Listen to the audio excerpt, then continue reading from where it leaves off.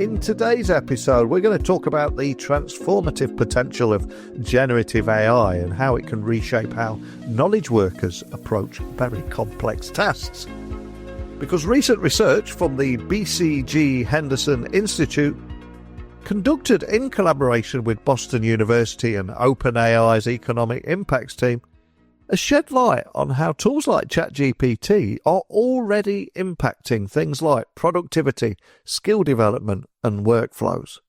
And this comes at a time where there's been a lot of question marks around the ROI of AI and also what tangible or measurable difference AI can have on the workplace. Some businesses have gone headfirst thinking about the technology rather than the problems they want to solve, and that is more to do with why they're not getting the results that they require, in my humble opinion. But I think with a more focused approach in anything from enabling non-experts to tackle coding or predictive modelling to enhancing the capabilities of seasoned professionals, the findings in this report present a fascinating glimpse into a future of AI-powered workplaces. So today I invite you to join me as we try to unpack some of the insights from this report and discuss what they mean for the future of work, talent management, executive strategies, education, so much more. We got a lot to get through today, so enough scene setting from me.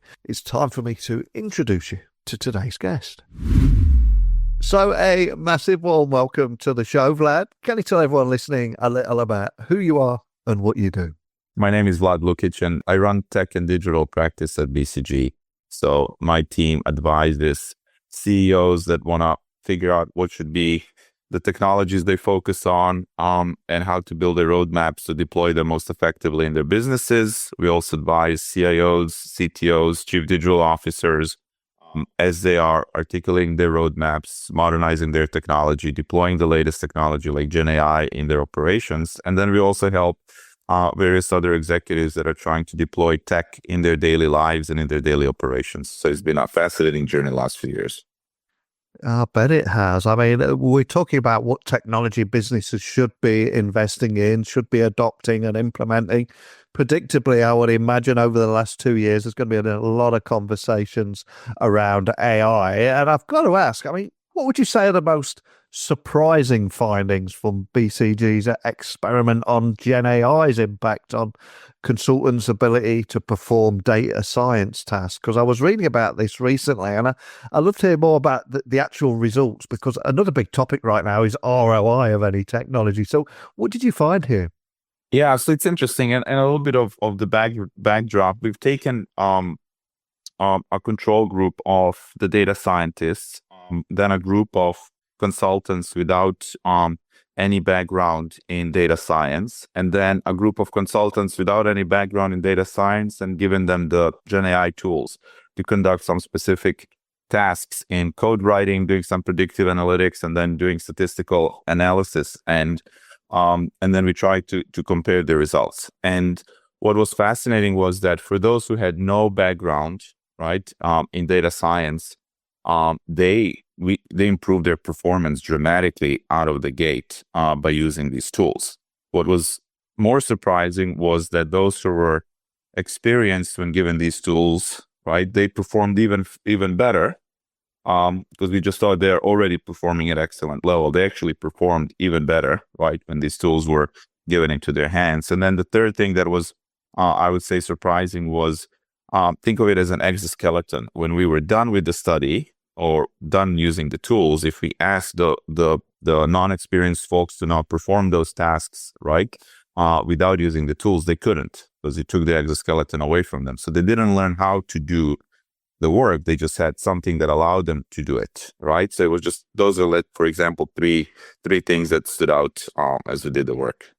Wow, that's amazing. So if we were to take those individuals that had no prior coding experience at all, how did GenAI enable them to complete complex tasks like, I don't know, predictive modeling or statistical analysis? And if you can share around what it enabled them to do and how it did that?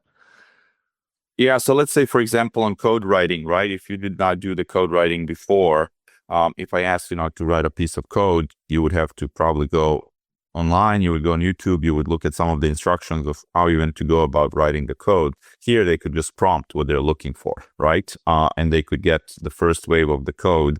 They could then follow up with questions on how do I deploy it, how do I make it executable, etc. So in a conversational way, they suddenly became able to develop code. Now, what we're also finding, not necessarily in this study, but as it gets extrapolated and we test it in real life, this works really well for straightforward, plain vanilla, down the fairway, pick your favorite expression tasks, where if you are non-coder, you can ask questions and you get code that is pretty well written and can be used.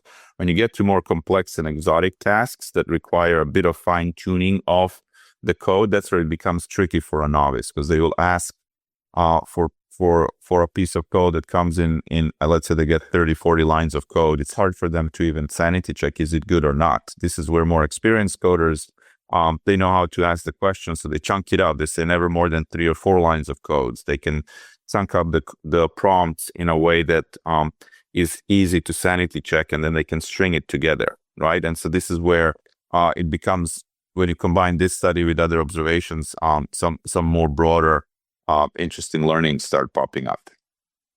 So the standout thing there really seems to be then it enables anybody to become able and have those skills. But when it comes to refining or retaining skills, it gets a little bit trickier. So what would you say the limitations are of using GenAI for reskilling, and how can organizations better balance those immediate capability gains that we're talking about here with those long-term learning and skill retention that is also desirable on a longer-term basis?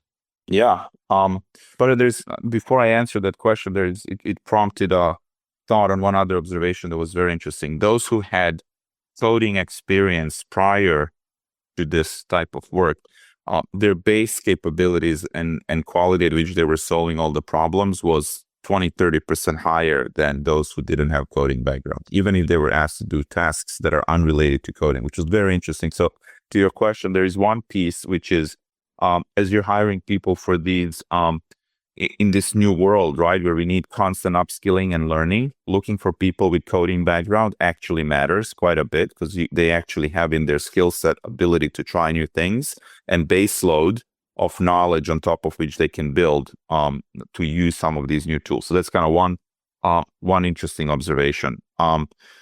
In terms of like, in addition to like getting the right people in, once you have them in, the limitations of the GenAI is don't automate all of it, right? It really should be viewed as a co-pilot, as an aid, as a support. I mentioned the word exoskeleton, as something that makes you actually be more effective in the tasks that you're doing, right? And as you're thinking about upskilling the organization, you just need to be aware of the limitations and that it is a tool that can aid, right? And therefore, be aware of the limitations. 2, understand the whole workflow, right? And understand where that aid can be helpful, and don't automate those steps, right? So you can actually use it to speed up the idea generation. You can use it to speed up the first drafts of the documents, of the code, etc. But then you got to design in the process experienced people that can quickly sanity check, right? So that's kind of, I would say, second observation. The third one is, anthropologist in me is like loving it for the last 9 months, because there's a lot of these little lessons on how do you manage your teams and how do people interact, right? So the third lesson there is, have the experienced folks in the workflows, and we call it force purposeful toil into the steps, right? So one of the taglines we use is GenAI is great to eliminate toil out of the work, right? The things that we don't want to do, you can use GenAI for.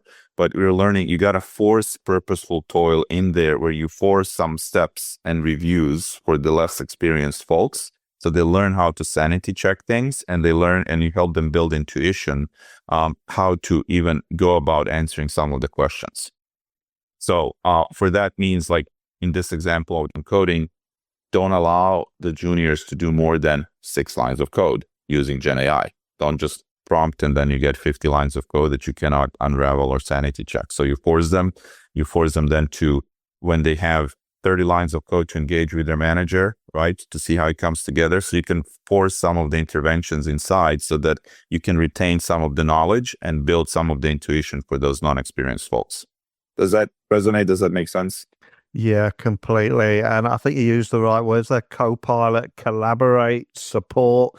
And I think very often we see a lot of news articles about machine versus human. And I think it's all about getting or working together to get a little bit further along the road in ways that neither machine or human is able to do on their own. But when they work together, they can get so much further and so much faster as well. And how do you see GenAI's role as almost like a brainstorming partner that enhances problem solving and collaboration for tasks like predictive analytics or indeed any area in the workplace? Because again, that seems to be something that's being leveraged for more and more. Yeah, it's fantastic for those types of tasks, right? To give me a first wave of ideas for the following thing, right? And I did a mini experiment with my own teams, where let's say we would get like 50 or more interviews on a specific topic, and then I would have my individuals give me the summary of them, right? Or key themes, give me top 2-3 themes, right? And I would take it from 5 different individuals. They would all on average get the top 2 themes, but then the third, fourth theme, each of them would pick up on a different one, right? And then I would use GenAI tool and say, hey, give me the summary of the themes, which then happens literally in a second. It would usually give me the most comprehensive list. So I would then get 5 things that are actually all there, right? That were mentioned by all the individuals, but each individual got only 2 of them there. The tool actually picked up on most of those themes, right? And then I went and did my own research or reread through the materials. I actually picked up on 1 or 2 things that are very nuanced things that none of them could pick it up. They were not spoken. It was actually combo of the things. So this is where, like to build off of the previous examples, the GenAI tool gave me the most comprehensive list up front to get started with, but both them and inexperienced folks didn't pick up on the nuances and connective tissue between the things. So there's still work for the experienced folks to then connect the dots and add items 6 and 7 into the lists, right? And so this is where the combo needs to be in place.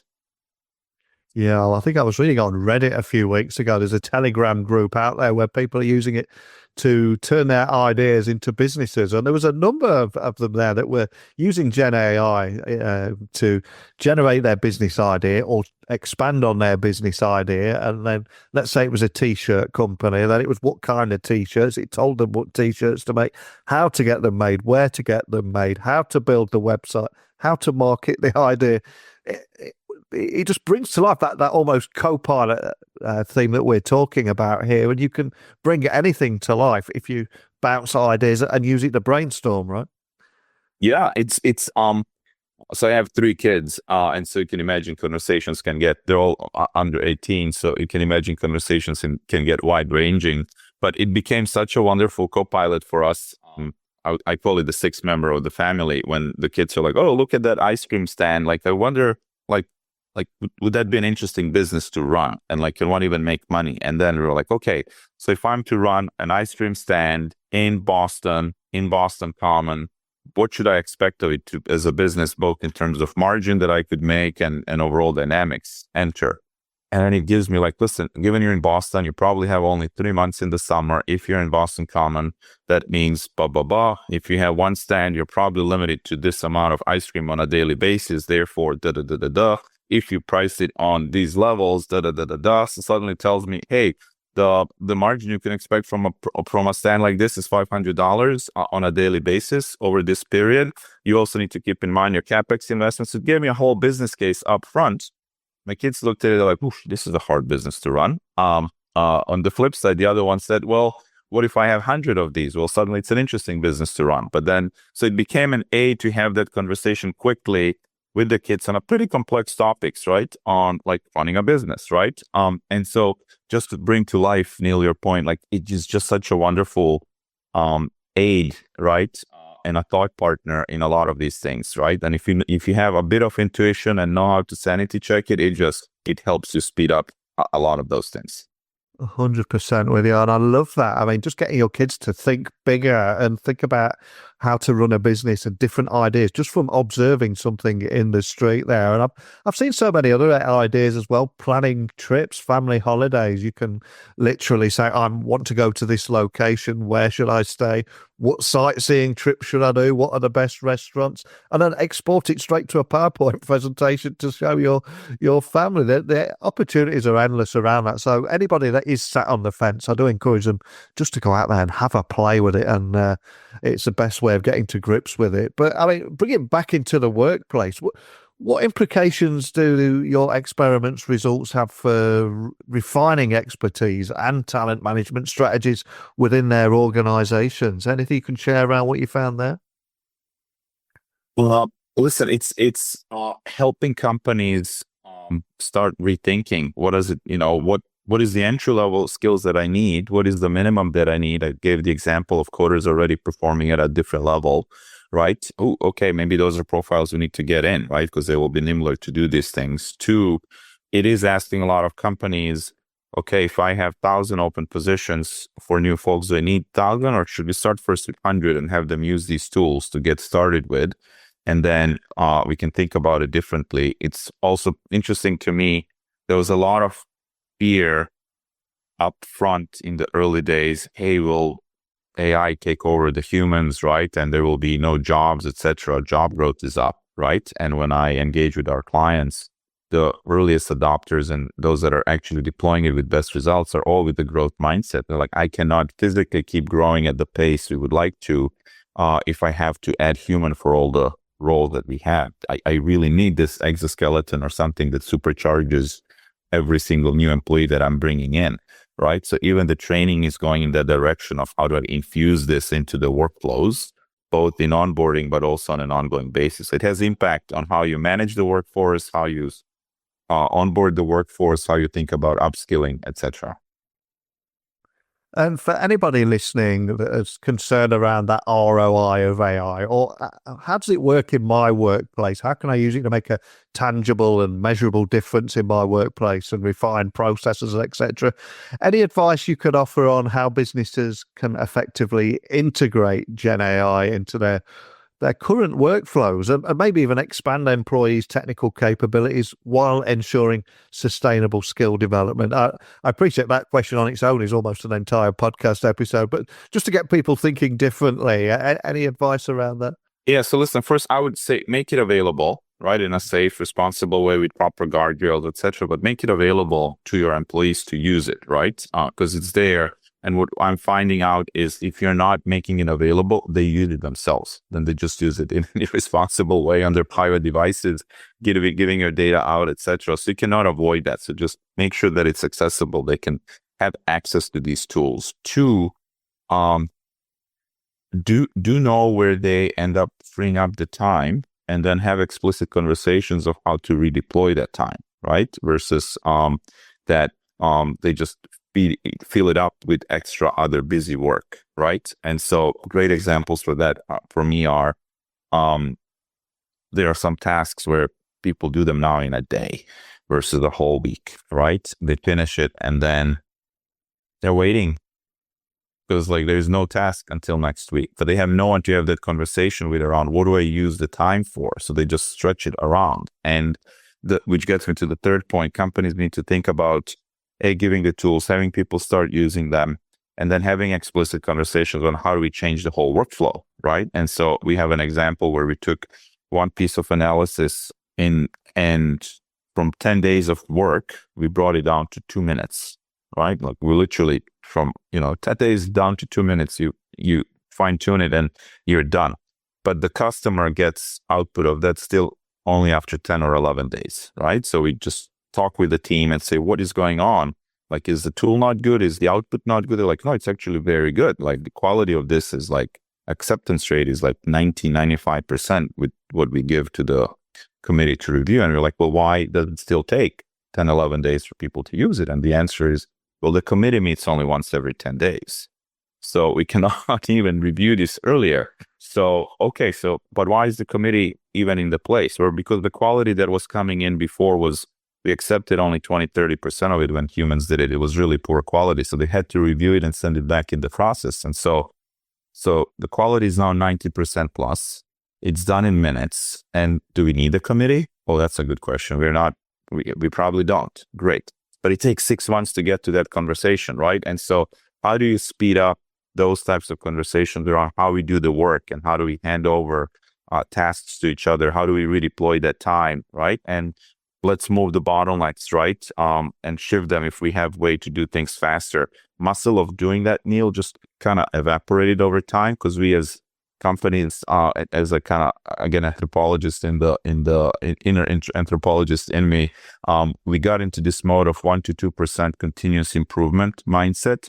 We're talking now about 30, 40, 50% improvement. And just the muscle of digesting and doing it has atrophied over time. So that's where I would steer the companies to build that muscle to run that operating type of constant evolution that is exciting. I love that. And also I love the example you gave a few moments ago, just going back to that, where you were talking about your kids and the positive impact that GenAI was having on them, and how it sparked that family discussion after seeing that ice cream stand there. So, and on the trip that you mentioned, we actually did a trip around the world this summer, all 5 of us, and for like 9 weeks. And this is a companion. This is part of the trip, right? So both in planning the stops, even when we had guides in some places, I would sanity check what they're asking and would add new data facts into the mix. And I'm like, ooh, okay. It elevated the conversation, what we learned, to a whole new level versus just walking through and giving a fact. So it just, to amplify your point from earlier, it's such a wonderful add-on, right? To take the experiences to a whole new level. And just listening to that story there and the impact it's had on not just your children, but you as a family, and how you work together and obtain information and enjoy a perfect family holiday.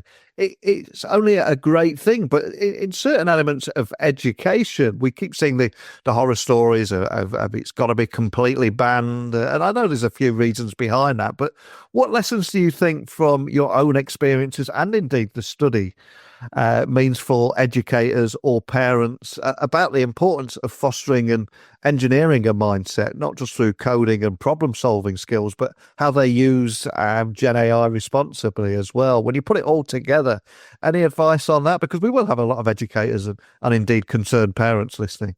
Listen, I would say you cannot avoid it. You need to engage with it and learn both the limitations of it and what it can do. And then also you need to not use it in some areas where you need to build intuition, right? For some people, for folks to do the raw thinking skills. So like you triggered a funny anecdote with that question, which is I was at a dinner with educators, with a few English teachers, and just listening to them. One was saying, we have to ban all this because this is silly. Kids write these essays on these things, and I can see that it was written by someone else or by the machine, right? So we just got to ban it. The second one was, you know what, we cannot ban it, but I'm using this to, I'm building my workflows to assess things that come in. So I'm using it to now assess who did it by hand versus who actually used the tool, etc. So it's okay, let them use it, but I will use the tools to prevent them, right? The third one was saying, well, they're going to use it anyway, so I'm telling them use it, but then write 4 essays and then use it and then please analyze those essays and write to me what's the difference between them, so that I force them to think about it. And it kept going on. Everybody had a variation on a theme. And then it came to the last one. I have no idea what you're all talking about. Like, I just give them a piece of paper and a pen and say, write the essay. Right? It's like, oh, okay. So, like, there's so many different ways to think about it, right? And like, if I need you to learn some tasks, right, I can mechanically just give you a piece of paper and a pencil, or I can replicate that in a conversation. If I have the technology there and you're going to be using it, then I better be playful with it and have you learn about it so we can jointly decide what the limitations are and how do you interpret the outcomes, how to build the intuition around it. So, like, key is like, be playful with it, use it, know the limitations, engage in the conversation around it, and then we'll jointly kind of fine tune what's the best way to deploy it.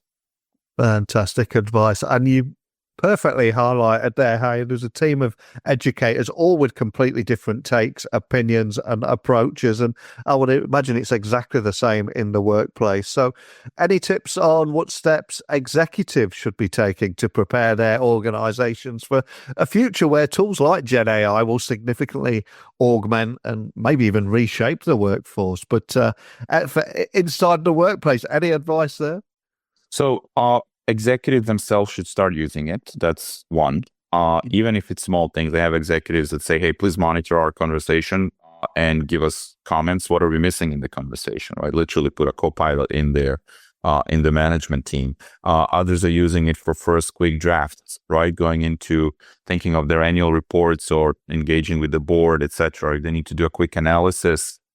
They can ask it for the first view, as we talked earlier. Give me the first list of things I should think about. So it becomes that Kickstarter in ideation and thinking. And so first, executives should be doing it, using it, and building intuition around it themselves. Two, executives really need to make sure that the underlying infrastructure and access to the right data is in place so that they make sure that there are the right guardrails, but also access to all the company's data is in place. Because in the end, if the tools get widely accessible to everyone and both you and I have this access to the same tool, difference will come from what is the data I can uniquely use with this tool, right, that others don't. And two, do I have the right intuition to do something with it and act on it, right? So they got to build those two muscles. And then the third thing they need to do is build the organizational muscle to make those changes on the ground. So if we can now do stuff faster and in a different way, we'll change the incentives, change how people get rewarded to do things.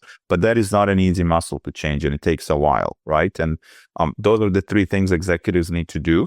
That, again, as I mentioned earlier, the muscle to do that has atrophied through time, to do it at this level of disruption. First class advice from you there, and probably a perfect moment to end on. But before I do let you go, all this talk of Gen AI, I'm going to go old school for a moment and ask you to leave a book that you would recommend for everybody listening to check out. We have an Amazon wish list. Ask my guest to add something to that list. What would you like to add to our book wish list?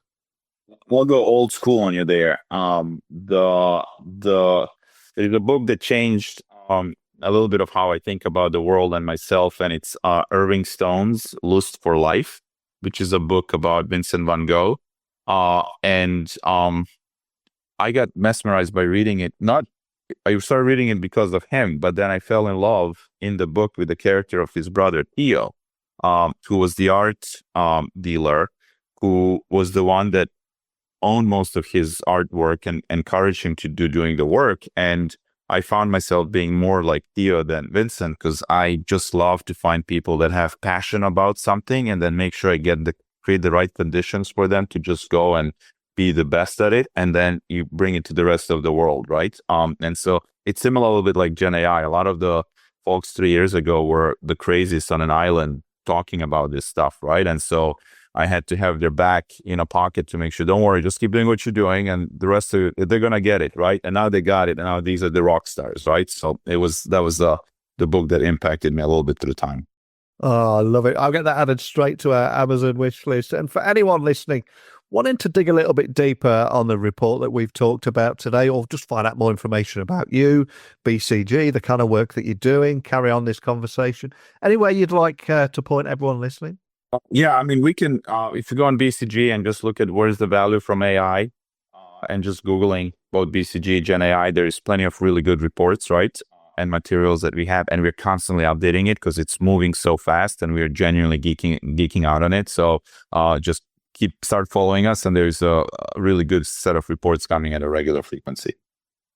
Love it. I think there's so many big conversations at the moment around the ROI of AI, implementing a measurable difference, and hearing more about some of the big stats from that report, like consultants using GenAI completed coding tasks at 86% of the benchmark set by data scientists, and 10% were faster on average, is incredible. But I also love going today with you a little bit beyond that report itself and how it can drive productivity gains and skill expansions for workers, and even transform your child's thinking, how they can think about launching their own business one day, and even plan a family vacation.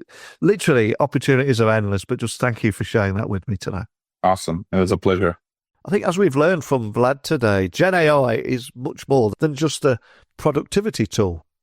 It's a game changer for knowledge work, offering unprecedented opportunities to rethink workflows, develop new skills, accelerate innovation, even generate business ideas or plan the perfect family vacation. But yes, as with any transformative technology, the challenge lies in striking that right balance between immediate gains and sustainable skill building. And understanding the limitations of this technology is equally as critical too. But what are your thoughts on integrating AI into your workflows? How are you leveraging it to shape your industry?